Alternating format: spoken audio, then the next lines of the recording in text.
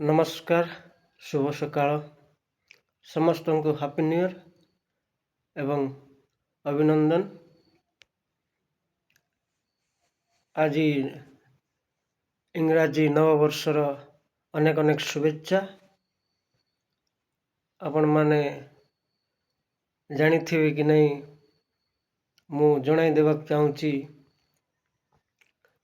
ଆଜି ଏବଂ ଏଇ ଶୁକ୍ରବାର, ଶନିବାର, ରବିବାର ଦିନ ଆପଣମାନେ ନିଶ୍ଚୟ ଭାବରେ ଦେଖିବାକୁ ପାଇବେ ପ୍ରତ୍ୟେକ ଗାଁରେ, ପ୍ରତ୍ୟେକ ସାହିରେ, ନଦୀ କୂଳରେ, ପାହାଡ଼ ପର୍ବତରେ ଅତି ସୁନ୍ଦର ନାଟକ ଟିକେ ହବ।